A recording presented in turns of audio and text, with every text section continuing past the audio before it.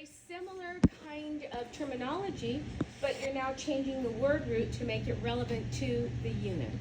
So the handouts will have the new terminology in there, and some of this you're going to have seen from the muscular system, action potentials, resting membrane potential, all that stuff again. It's going to be deja vu. The nice thing about it is that now you have a little bit of an understanding. We're going to have to add just a little bit more to it, and you already have then the concepts ready for this next test. That makes then the neurophysiology a little bit easier, to be honest.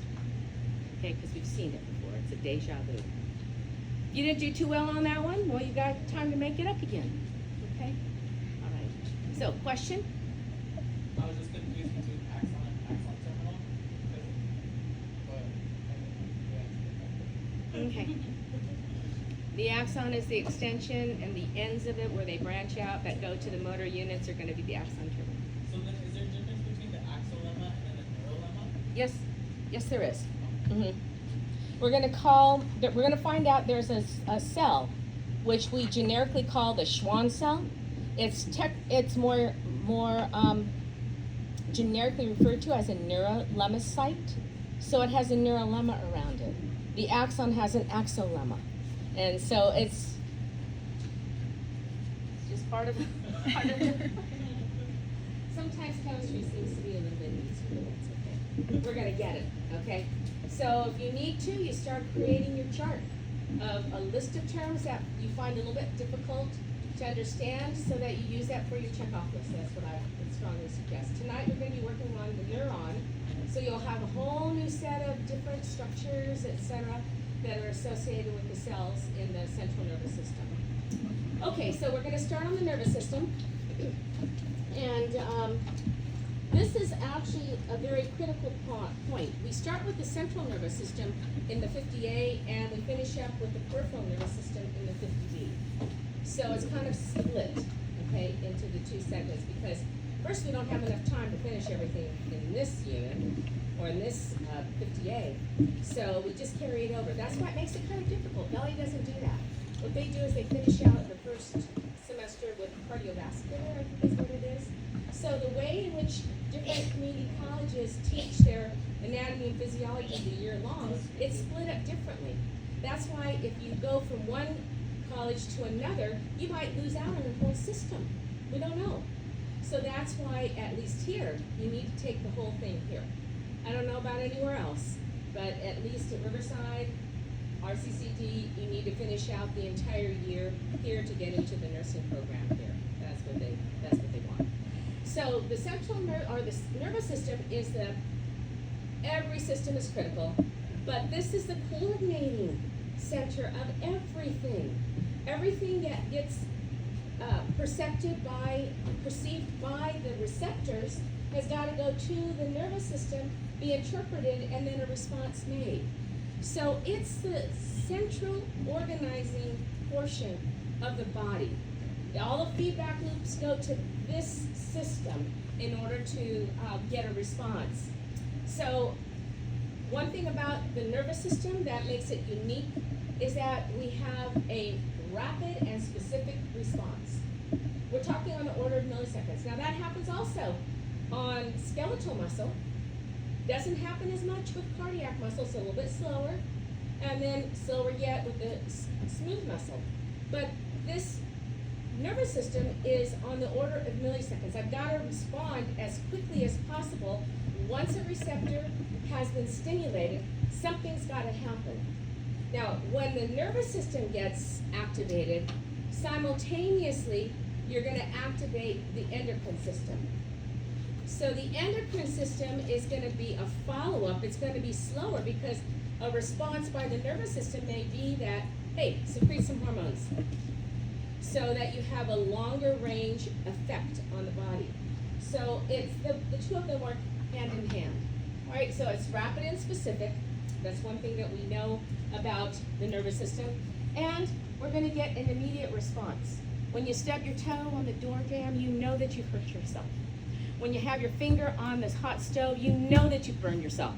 It's on, you can probably even feel it before it even happens. You know, when you get close enough to that gas or to the flame, and you then realize that you're gonna have some pain associated with it. So it's an immediate response associated with it.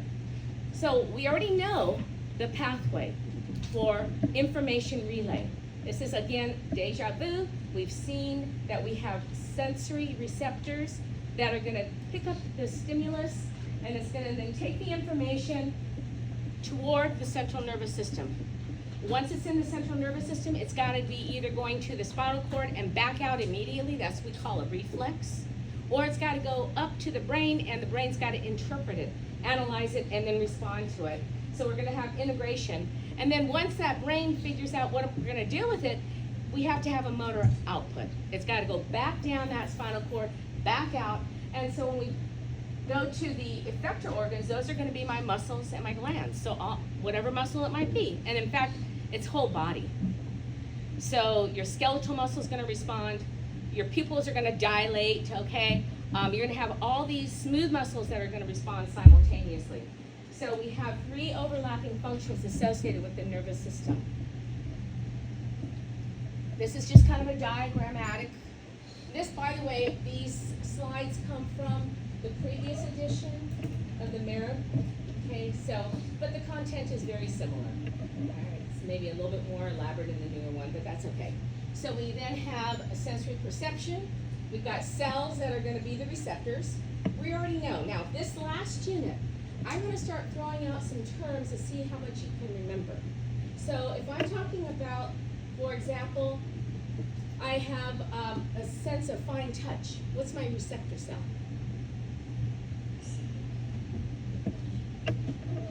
Fine touch. It's Meissner's. Okay, tactile corpuscle. Okay, so I'm going to be throwing out some things to help you remember, because when we get to the comprehensive, I want to have this whole long list of cells. What do they do? So if I say dendritic cell, if I say Pacinian corpuscle, if I were to say astrocyte, any of the cells in the entire first 50A can be cataloged in that. So I'm going to kind of throw it back out just to make certain. So we've got sensory receptor cells that are going to pick up the stimulus.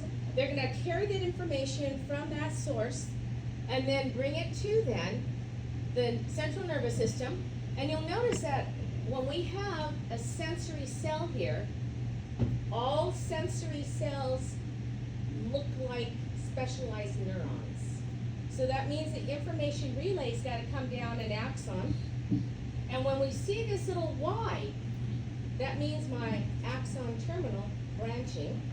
So when you see that little designation, that's the shorthand form of, oh, there's an axon ending right there. And then I have a little gap. Oh, that's my synaptic gap. And then it's going to integrate then with the next cell body, the next neuron. And then it's going to go up into either the spinal cord or up to the brain, depending upon what kind of information is being relayed. And then it's got to come from here once integrated and then exit, again, another axon that then is going to synapse with another neuron that then is going to go out to my effector organs. Okay? So the one thing about the diagram that you want to be able to understand are that these represent synapses. That means that this then here is going to be a presynaptic membrane. This is another cell, so there's a cell membrane on that one. That's called a postsynaptic membrane. And then it's going to be carried out by way of axons. Information relay leaves from a neuron, we'll find out in a moment, by way of an axon. Okay? So the axon is then going to integrate with whatever effector organ that we're looking at. Okay, so we're going to look at this first part in the 50A. We're going to look at the entire nervous system is divided into a central nervous system, which we just simply abbreviate CNS, central nervous system. And you can see that that central nervous system consists of only the brain and the spinal cord. We already know it's part of the dorsal body cavity, right? Because we know what cavity is the brain in? Cranial cavity. Where is my spinal cord? Vertebral cavity, right? And those two combined are going to be my dorsal body cavity. So it's going to go in my dorsal body cavity, and the function of that CNS is that it's going to interpret the sensory information, okay? It's gonna allow it to come in, integrate it, and then respond to it. The second component of the nervous system is called the peripheral nervous system. The peripheral nervous system is where the information leaves the spinal cord and goes out to the effectors, or coming in from the receptor cells to the spinal cord, okay? So it's everything excluding the central nervous system. When we talk about this particular portion of the nervous system, it consists primarily of spinal nerves, spinal and cranial nerves. So at the base of the brain, you've got some cranial nerves that will pass out through foramen spinosum, through my optic foramen. Okay, so the various structures, the openings that we found in the skull, you're now going to have to recall for the 50B because you're going to put a nerve through it. The ones that go into the head and to the face are part of the cranial nerves, and then anything that goes out either to my skeletal muscles in my arms or my legs or into all my viscera come then from my spinal cord. Those are spinal nerves. Okay, and so what they will then do is go to the effectors or receive information from the sensory receptors and then bring the information here. So this is kind of this is almost like Body World. If you've ever had an opportunity to see Body World, they actually have a model where they've taken the brain, the spinal cord, along with all of the spinal nerves, and just it looks like they just simply lifted it out of the body. So they plastinated it, the body, and then they just simply cleaned it all away so that you now have the actual organization of the entire central nervous system shown right here. Okay, very interesting thing. But you can see then that we've got two parts. Our job in the 50A is to really understand what's going on with the central nervous system. Okay, how does that information get relayed and understood? Okay, now this is another diagram. There's a lot of diagrams in here that you can go ahead and take to kind of reinforce the content that's in the outline. So central nervous system is here, and you can see then that the cranial nerves, there are 12 pairs, 31 pairs of spinal nerves, and then you have some ganglia. Okay, we're going to define those in just a few minutes. So again, another kind of a functional organization of the body in terms of the nervous system itself. So we've got the sensory nervous system. This is where all the sensory information is going to come up. And then we have the motor response. Motor response refers to then skeletal muscle, cardiac muscle, or with the smooth muscle.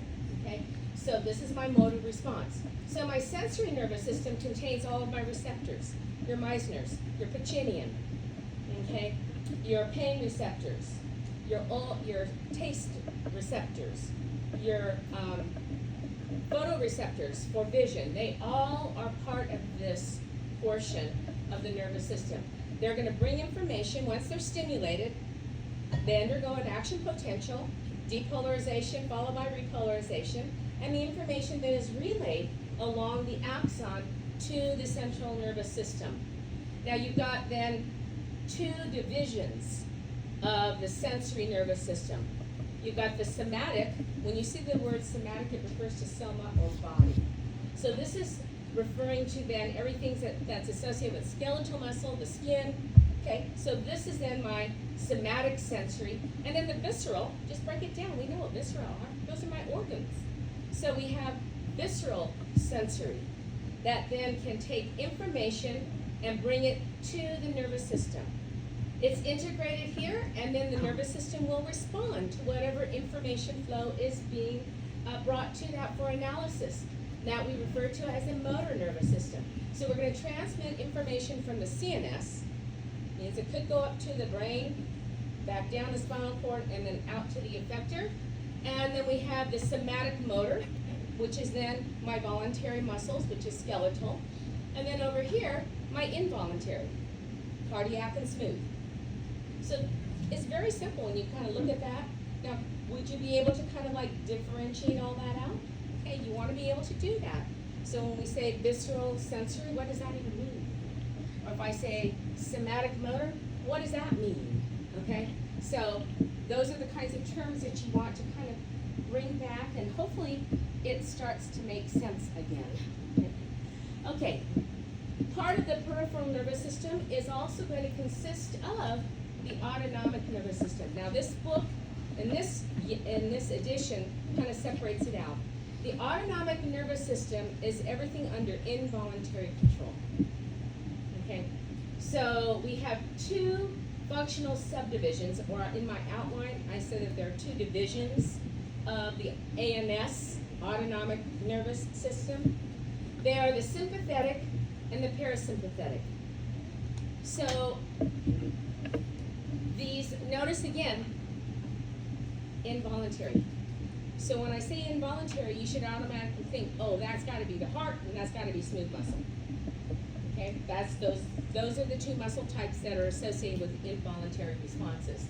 So the sympathetic is the division that prepares your body for fight or flight. Okay, so that means the heart rate increases.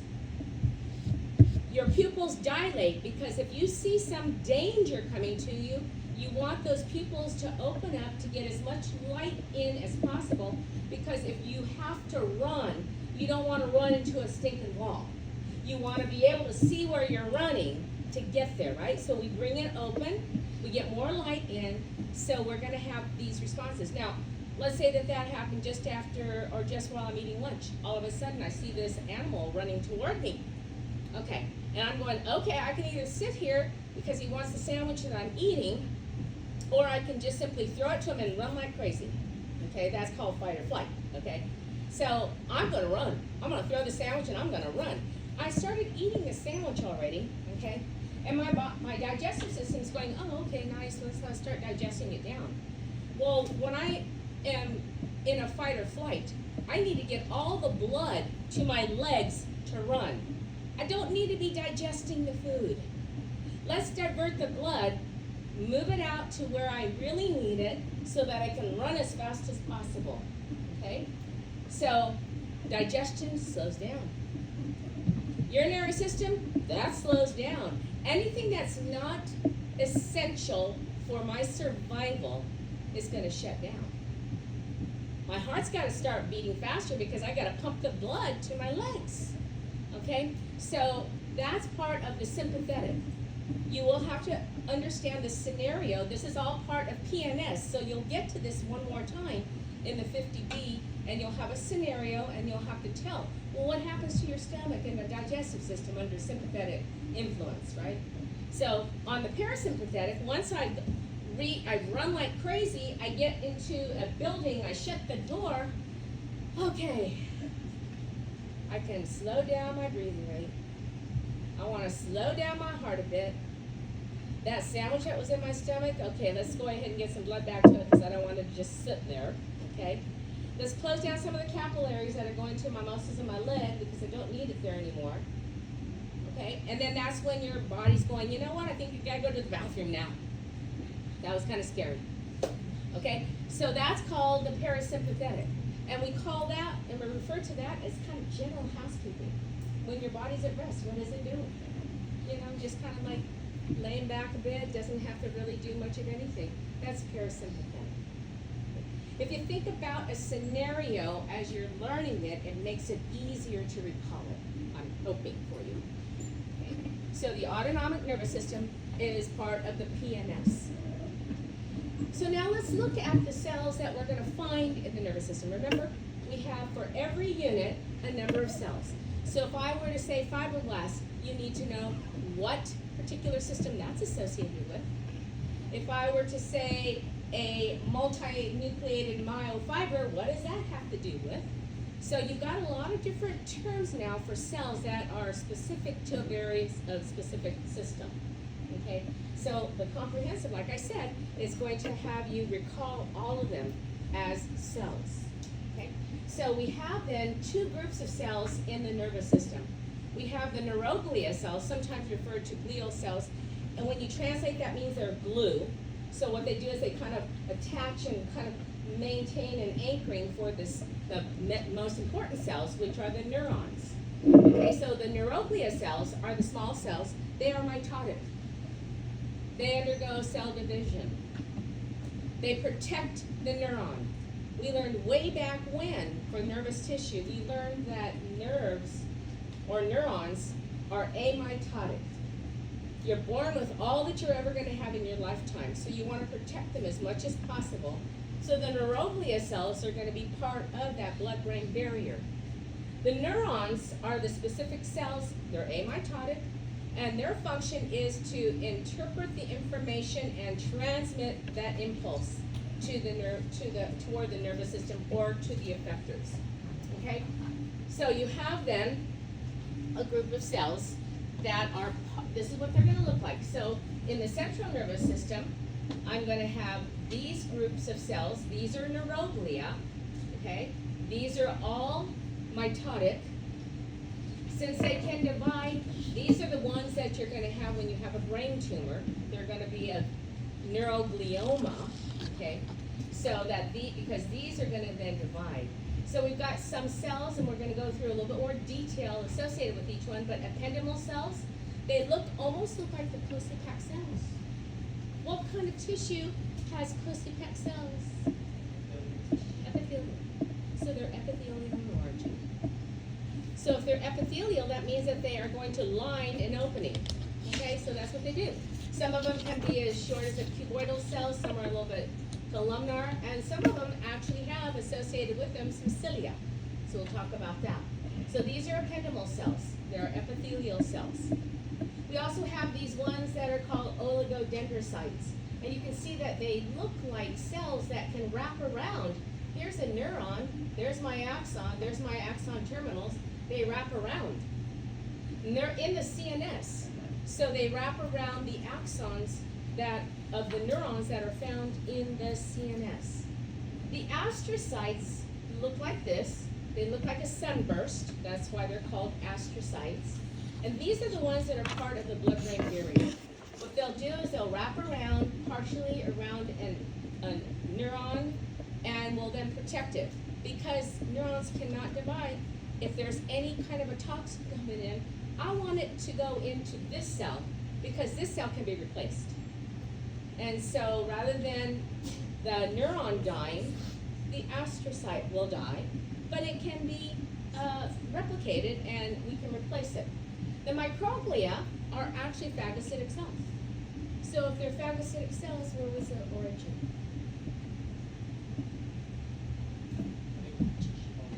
Okay, what connective tissue are they? All phagocytic cells are blood cells. They started from bone marrow. They then go into the bloodstream, and then as they circulate, they finally go to a specific location. So we have alveolar macrophages that go right into the alveoli of lungs. We've got Kupffer cells that go into the little liver lobules. Here's one that goes into the brain tissue.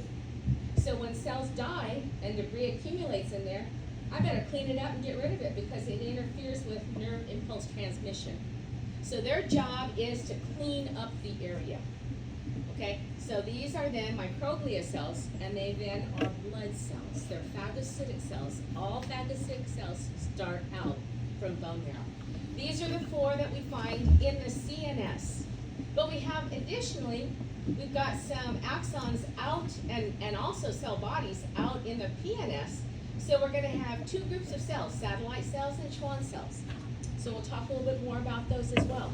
Again, their job is to protect the parts of a neuron, whether it be the cell body of the neuron or the axon of the neuron. Those neurons happen to be their cell bodies in the CNS, but the extensions go out into the PNS.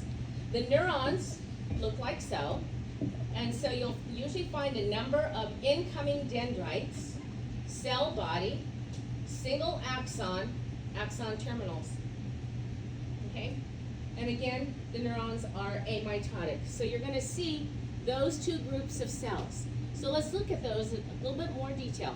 The astrocytes, the microglia, the ependymal cells, and the oligodendrocytes. These are all of my supporting cells, so neuroglia cells, located in the CNS. You're going to have to tell me which one's in the CNS, which ones are in the PNS. Okay, so we're gonna start dividing them out into various locations. So you can see diagrammatically what this is going to look like. This happens to be my neuron. And in my neuron, I'm going to have a large cell body. The dendrites are they're actually relatively short branches that lead information toward this cell body. And then we usually have one large axon that leads away from that cell body. One of the things that you'll notice in a cell body is a very prominent nucleus with a nucleolus. Okay, so we have this organization. Now, there's my neuron, and all these other cells that you find around it are those supporting cells. So here I can see an astrocyte, and you can see that there's a little on their feet. They have those little, they're like little pedicles, they're like little feet, that kind of wrap around the portions of the neuron, but in addition, serve as the filter. They wrap onto blood vessels as well, blood capillaries. So whatever's coming through this blood capillary, maybe alcohol, ethanol, don't know. Whatever's coming through this, I don't want it to go over here because it's gonna kill this. So what I have then is in place between my capillary and my neuron, my cell body, I'm going to have an astrocyte. So that's what you're going to see there. This represents then my microglia. These are my macrophage, long dendrites that are associated with it. They clean up debris, okay? You'll see some cells that have extensions that wrap around an axon. These are all axons from which these oligodendrocytes are going to wrap. And they serve, again, to protect the cell, the axon, but also we're going to find out how they speed up nerve impulse transmission. Okay, so they're kind of like a slip and slide. And when they cover the axolemma, the impulse can go from here, jump over this thing to the next exposed region. So if you've got a lot of these wrapped cells and only a small number of exposed axolemma, then I can just jump. We call that saltatory conduction. So it goes much faster than if I had to go every part of that entire axolemma. Okay? So what this will do is to enhance the speed of nerve impulse transmission, but it also insulates it and protects it. Okay, there's my ependymal cells. You can see that they are lined up close together. That tells me, oh, epithelial in origin.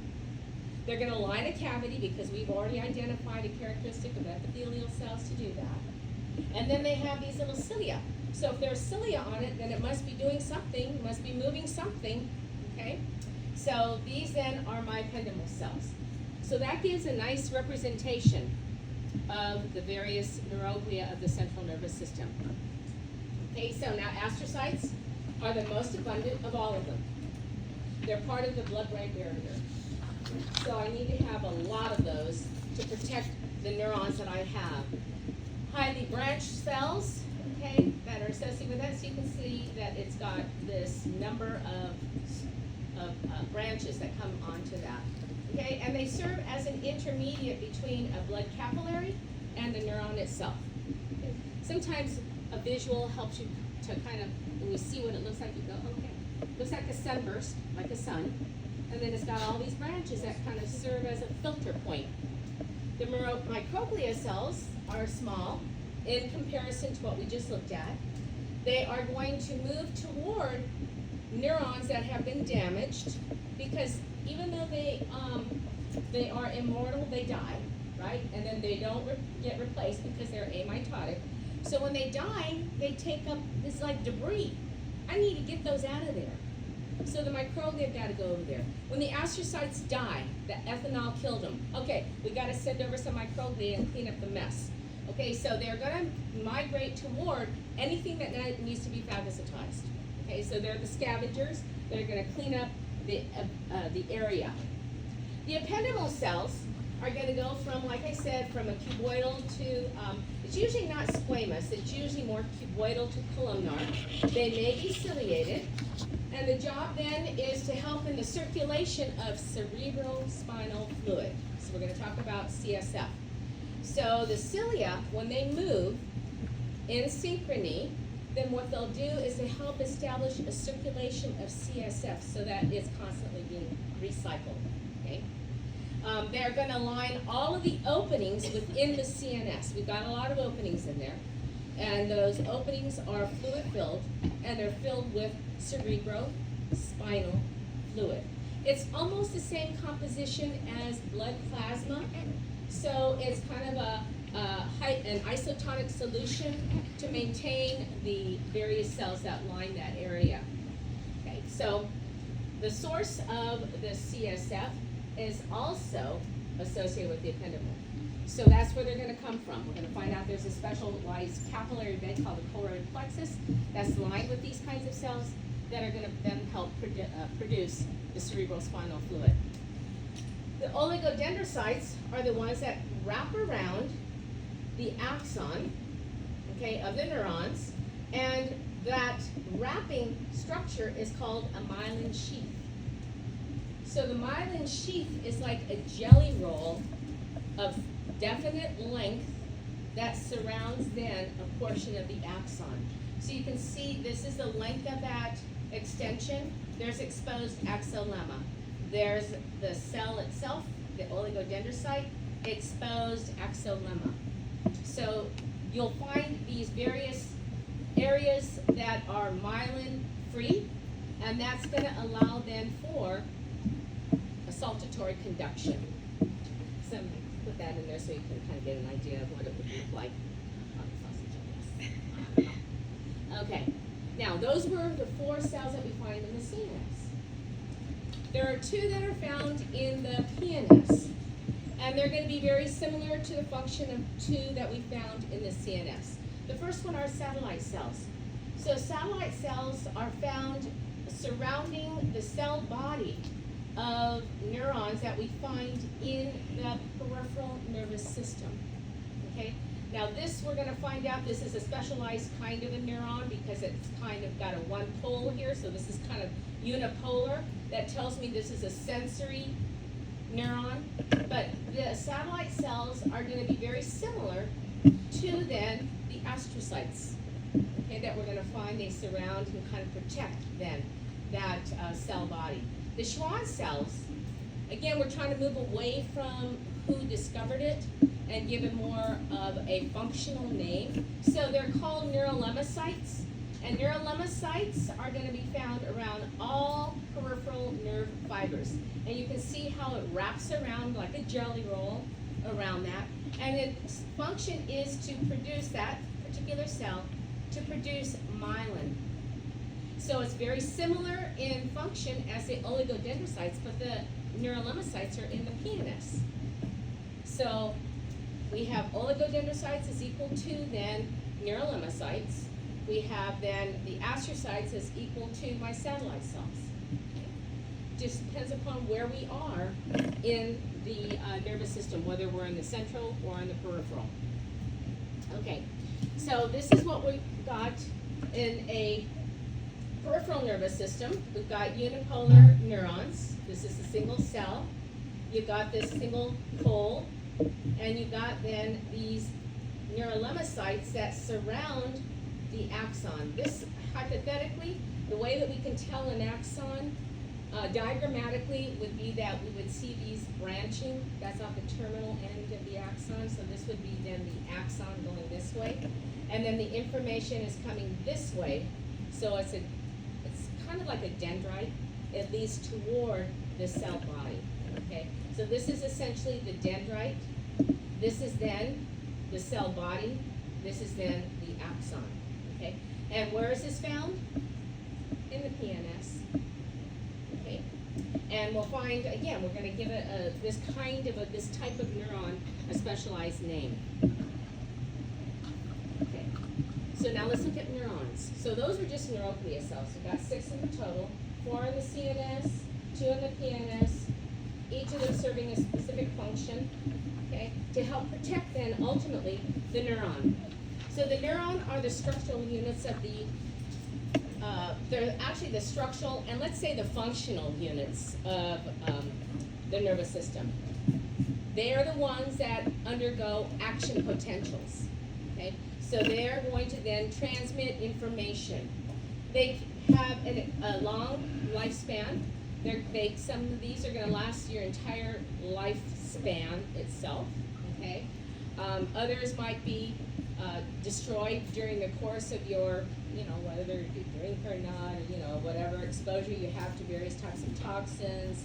Okay, so they are at risk of being of dying, but ultimately what you want to have is a good number of these lasting the entire duration of your life. They are amitotic, okay, so they are in G sub-zero phase. They do not divide, okay, and they have a high metabolic rate. They require oxygen all the time. You cannot be devoid of oxygen for any extended time before your brain starts to die. That's why you have to keep, when you do the CPR, you've got to get the oxygen going through, right? Because you've got to be able to then sustain those cells in the brain. And they require an abundance of glucose. So whether you're ingesting the glucose or your body's creating the glucose from ketone bodies, the brain cells have got to have, the neurons have got to have sufficient amounts of glucose in order to function. Okay, so the neurons are going to be responsive to both chemical and physical stimuli. They're going to conduct the electrochemical impulses. That just means action potential. That's all that means. This is a sophisticated name for action potentials that then ultimately result in the release of neurotransmitters. Okay? And they enable us, the neurons, to perceive the sensory stimulus and then begin to incorporate the memory and the learning and all the different activities that are associated with the brain. All the functional aspects of the nervous system are aligned with the neurons. The neuroglia are only supporting cells. Their job is to just simply protect the neurons in the ability to carry out function. So in lab tonight, you'll be working on filling out the little model or the diagramming, lab number 17. You've got to identify the parts of a neuron. Then you're going to translate that into the models, and we've got multiple models in there. So every structure that you see listed where it's asking you this particular structure, for example, the nucleoli, can you find that same structure on a model, on any of the models? So you want to make certain that you look at all the different model types just so that you're able to then make that correlation. Okay, so this is then what we're going to find, the cell body. You're going to have my dendrites. They're going to be shorter, more numerous. They carry information toward the cell body.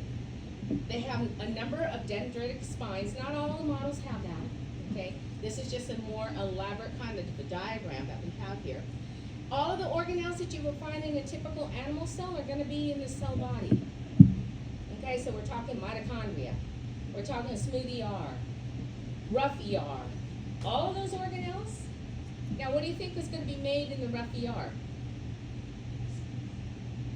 What do we make in the rough ER? What kind of molecules do we make? The protein. They're proteins, right?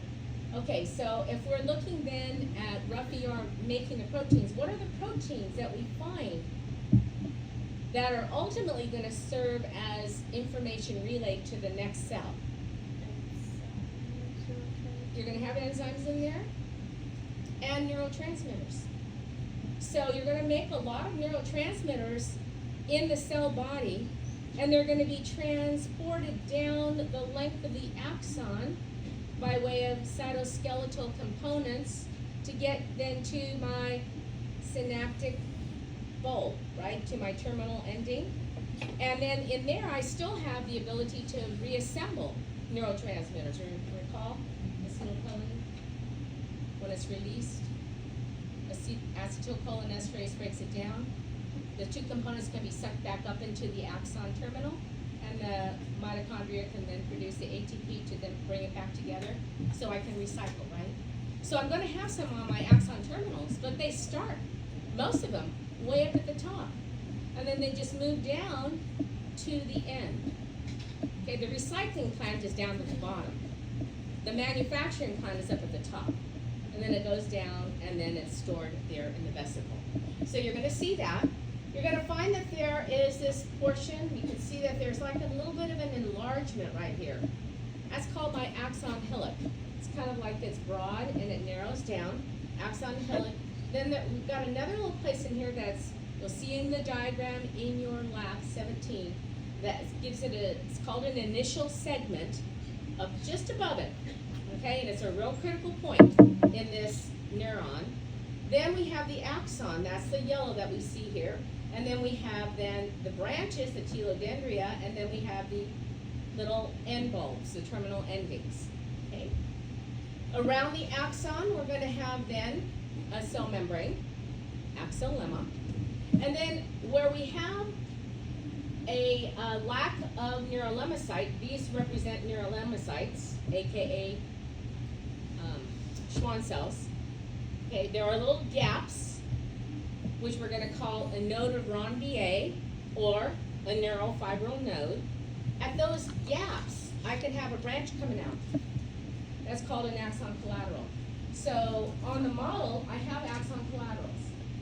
So I'm going to have a piece of tape on there and say, hey, name this. So it comes off at the node of Ranvier or the neurofibril node. Okay. Each one of these represents a neurolemmacyte. One neurolemmacyte, another one, another one, another one. And then when it wraps around, it produces myelin, which is a protein lipid. And then it then becomes the myelin sheath. It surrounds it and protects it, it insulates it. Okay? So it comes on down. So this is what it looks like diagrammatically. This is what it's going to look like in a slide. So I do have some slides. You need to look at the slides. Some of you did not look at slides, did you? You don't have to admit it. I saw the answers that you wrote, so that's okay. Okay, so you need to be able to identify then, because it's going to look like this. What is that at the tip of the pointer? Okay, name the part at the tip of the pointer, so that would be the soma, okay, or the parakaryon, or the cell body of the neuron right here. And then all these other little dark staining structures on the outside, those are neuroglia cells. Don't need to differentiate, is it an astrocyte? Is it, no, don't worry about that. It's a neuroglia cell. Okay, what is this branch here called? What part is that? That's going to be a dendrite. Okay, what is this one here going to be called? My axon. Typically what you'll find is that the axon, you're going to have it enlarged, or you're going to see an axon hillock. That's how you tell you're at an axon versus a dendrite. So you should be able to identify this. This is like the ox spinal cord. You can go ahead, it's been teased, and you can actually see then these various structures. Notice the number of neurofibrils that are in here. So cytoskeletal components, so that when the neurotransmitters are made, they can just follow down that cytoskeletal component, getting down to then this area here where I have then my synaptic vesicles that contain the neurotransmitter down here. Okay, but they're produced up here because all the machinery is up here. However, I can recycle down here. I have limited access down there. It's not very big. Okay, so there's what I'm going to find in a typical neuron. So the cell body is called a soma. So if you want to call it a soma, you can do so. You can call it the parakaryon if you want to, or you can call it the cell body. Either one, whichever one fits your fancy, go ahead and be able to identify it. But it is the biosynthetic center of the neuron. Everything that happens in that cell happens in the cell body. That's where all the organelles are. That's what happens in the cell body. Okay, so synthesis of proteins, membranes, okay, any kind of chemical, i.e. neurotransmitters, okay, they're going to be then formed in the soma. We have rough ER, and on the models, you'll see them, they're dark stained blue, and they're called Nissl bodies. So Nissl bodies are aggregations of ribosomal RNA. I'm sorry, endoplasmic rough ER. Okay, so the Nissl are rough ER. So you'll see that on the models of the neuron in there. Now, the nucleus is spherical in shape, and then a prominent dark staining nucleolus. Okay, so if you've got a piece of tape on that, that's a nucleolus. So what is a nucleolus? Can you remember what that was? Which one is it? ribosomal RNA, aggregations of ribosomal RNA. So my ribosomes are made from those areas, from the components that we find in there. Okay, and then the entire plasma membrane is receptive to stimulus. So I can have an axon here with an axon, a neuron with an axon that can then synapse with the cell body. I can have a neuron with an axon that can synapse with a dendrite. I can have an axon from a cell body that can synapse with an axon. So I call that an axonic synapse, axon to axon. If it goes to the cell body, the axon, somatic synapse. If it's going to the dendrite, dendritic synapse. So the entire neuron is excitable. And I can form a synapse. I can transmit information from one neuron to the next at a dendrite, at the cell body, or at the axon. So you'll see that on the model. There'll be a piece of tape on it and say, name this structure. And it's going to be an axonic synapse, or an axosomatic synapse, or an axodendritic synapse. And you've got to be specific. Okay? So again, you'll see that on the model, and it will reinforce that in lab 17 that you need to find it.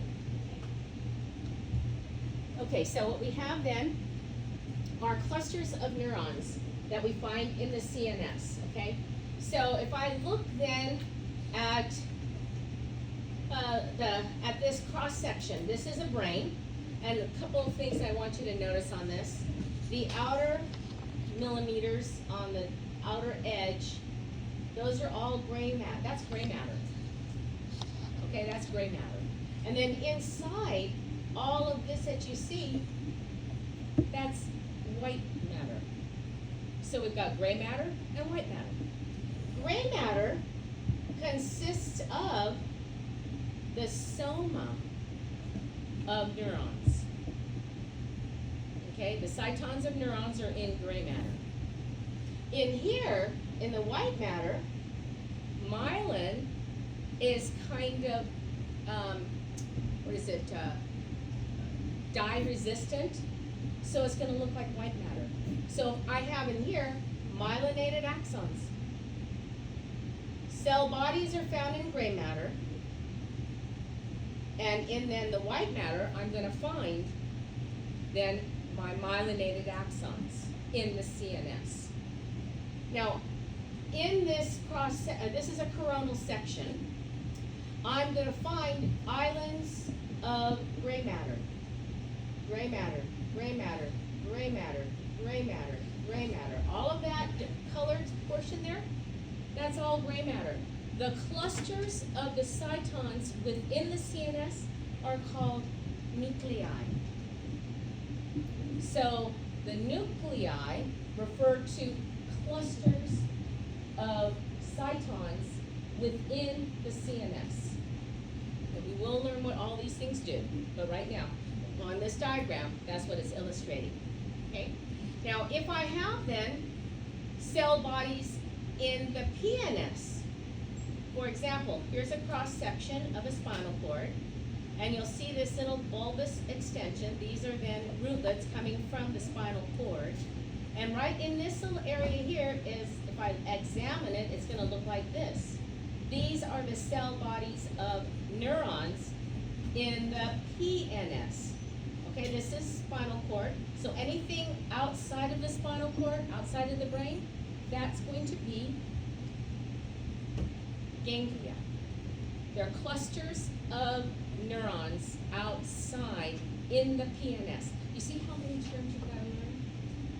If you don't get this down straight, I mean, the rest of the information flow gets really very confusing. So you want to spend some time before we come back on Thursday to kind of get this, at least the terminology in place so that you understand what we're looking at. Okay, So the term nuclei refer to clusters of cell bodies in the CNS. If I have the term ganglia, basal ganglia, for example, those are going to be clusters of cell bodies in the PNS. Okay? Okay, so if I look at a neuron, I'll see that there are two types of processes. The more numerous, very short, more abundant dendrites, the single axon that leads away from the cell body. So those are my two types of processes, right? Dendrites carry information. Wouldn't that make a really good true or false question? Dendrites carry information toward the cell body, and then axons carry information away from the cell body. True or false? Okay. That'd be a true statement. Axons carry information toward the cell body. Dendrites carry information away from the cell body. No, that's false. Okay, so you need to know what kind of information relay is associated with it. Okay, so the CNS contains both neurons and their processes. Okay, and then in the PNS, we're going to get mostly cell processes. Okay? And when we find bundles of axons in the CNS, we're going to see this a little bit, we call those tracks. So let's go back. What do we call clusters of cytons in the CNS? Nuclei. Nuclei. So those were my axons, right? Clusters of cytons. If I have clusters of axons and I have them all lined up like ropes, okay, in the CNS, we call those tracks. So tracks are bundles of white matter in the CNS.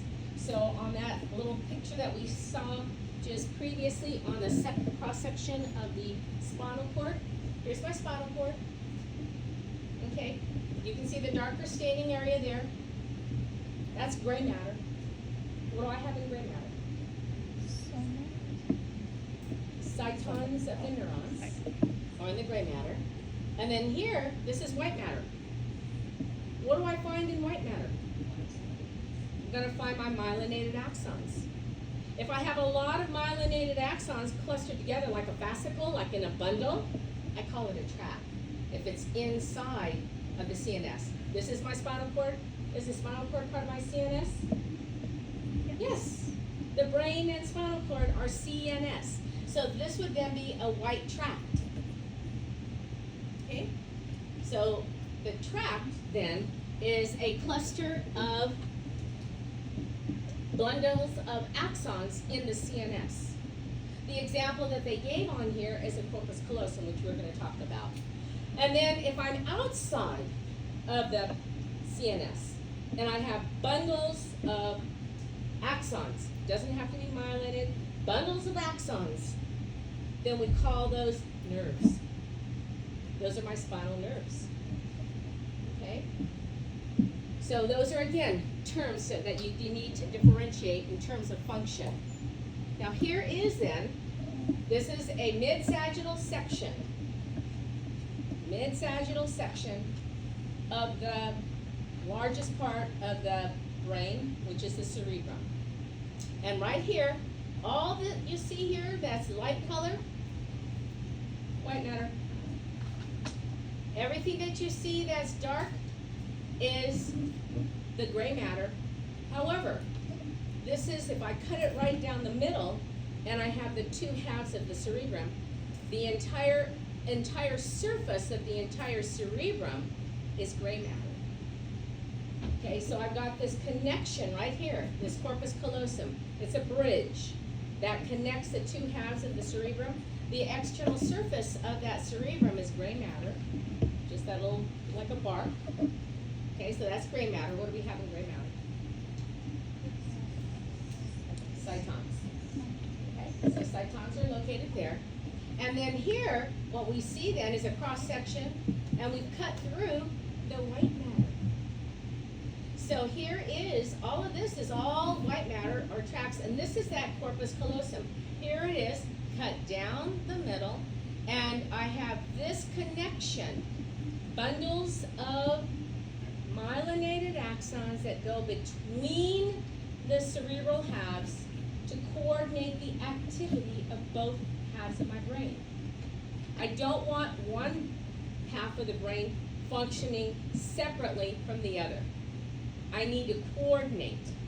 So when I'm walking and I'm moving my arms and my legs, okay, so I've got my right arm coordinating when my left leg moves out, okay, to keep my balance. I have to have both sides communicating with each other. So it's going to pass through that corpus callosum. I need to go fast so that I can coordinate the activities. So that's going to be a tract. This is a white tract. Okay? This is what is shown here. Now, they have found that, like, for example, and again, this is just physiology, okay? No comments, but we find that in female brains, when you do a cross-section through that, the corpus callosum is about 25% larger than what you would see, the thickness than what you would see on the male. So what males typically do, their brains usually compartmentalize more than females. So the females have a tendency to then coordinate the two halves a little bit more equally, whereas the male is right brain dominant or left brain dominant. And so women can survive strokes easier because the two halves are somewhat equal, whereas if the male has a stroke and it happens to be on their dominant side, then they have an inability to regain function as quickly as what you would do when comparing to a female. So what that does is it allows for collaboration between the two halves, okay? The bigger that corpus callosum, the greater the ability to coordinate, okay? And again, you'll find that there is right brain dominance, left brain dominance, whether you are analytic or creative, right? We've heard that too, okay? And that has to do with how your brain is developing while in utero, okay? How does that then differentiate? And that's how we get that diversity of people, right? The way they think, the way they process. Okay, so that's the corpus callosum. Then go a little bit more. Okay, so then we have the dendrites, okay? And motor neurons. Now we have sensory neurons and motor neurons. Makes sense, doesn't it? Neurons that carry sensory information and those that are going to go to the effectors and influence motor responses. So we have then motor neurons and we've got sensory neurons, and we can see that the dendrites are much more prolific. So all this is showing, there's my cell body, numerous dendrites, the spines that are found on there, okay? So we're going to find many more dendrites than an axon, right? So that would be a good true and false statement. Dendrites are more numerous than an axon. Or axons are more numerous on a neuron than, you know. So could ask questions like that. Now the axon. Now the axons are the ones that are so differently diverse. I can have a neuron that's at my spinal cord down by L1, L2. That's part of my sciatic nerve that starts there and goes to my big toe, one cell. So some of the axons on the neurons can be very long. Dendrites are very short, okay? So they can vary from a few millimeters to a meter, depending upon what neuron we're looking at. Now they're connected to, here's my axon hillock, there's my initial segment, there's my myelin around the axon. These are then going to be, and it's showing you that this is a Schwann cell. So is this PNS or CNS? PNS. Okay. Schwann tells me Schwann cell tells me I'm in the PNS. So I'm going to find then, between each of those cells, I'm going to find exposed axolemma. We call that a node of Rambier. Now, if you want to go with the book and call it a neurofibril node, you can write that too, and that would be still correct. Okay, that's a more current terminology that's associated with it. So we've got an axon hillock where it's going to be broad, and then just below that, before we get to this section here, we're going to have the initial segment of the axon. Okay. When I have exposed axolemma in a myelinated axon, that allows for then my action potentials only happen at axolemma. So here's an axolemma. There's an axolemma. Axolemma. So I am going to then only have action potentials that happen there. So as the action potential is generated here, it then meets up with the neurolemma site, and then it jumps this whole thing to the next node of Rambier with exposed axon lemma. So I'm just skipping down along the length of that axon. That's called, again, saltatory conduction versus continuous. If I didn't have a myelin sheath here, it would just go down the entire length, right? So I've got the segment, just like the wave that we talked about before. Okay, it's going to go all the way down the length, which is going to go faster. Well, if you can jump over areas, you're going to go faster than if you have to cover every part of that membrane. So saltatory conduction speeds up the level of transmission. So, all right, so we'll stop right here, and then this is where I pick up on Thursday, and I gotta finish out the neurophysiology. So I'm gonna finish out this handout, the first one, I think and it includes this. I'm not really certain if neurophysiology was its own separate handout, I can't recall. How do you spell